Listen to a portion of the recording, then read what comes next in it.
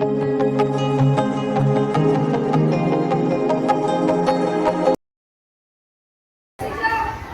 Summer કેમ્પના 6થા દિવસે અમે વૃક્ષારોપણનું આજે આયોજન કર્યું છે. બાળકો દ્વારા વૃક્ષારોપણનો કાર્યક્રમ કરવામાં આવ્યો છે. એ લોકોને સમજાવવામાં આવ્યું છે કે આપણા જીવનમાં વૃક્ષોનું શું મહત્ત્વ છે. અત્યારે જે ટેમ્પરેચર જે 45 અપ થઈ રહ્યું છે, તો તે વૃક્ષો વાવશો તો જ એ ટેમ્પરેચર ડાઉન થશે અને આપણને આગળ જતાં ઠંડક મળી શકે, ધરતી ઠંડી થઈ શકે, એના વિશે બાળકોને સમજાવવામાં આવ્યું છે.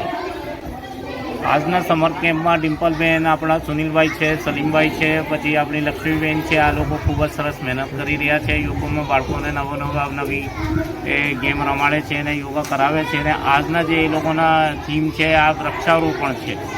તો કેવી રીતે આપણે પ્રકૃતિ માટે કામ કરી શકીએ અને કેવી રીતે વાતાવરણને આપણે પોતાના માટે અનુકૂળ બનાવી શકીએ. આજના ટાઈમમાં ટેમ્પરેચર વધતું છે, ધીમે ધીમે વધતો રહેશે.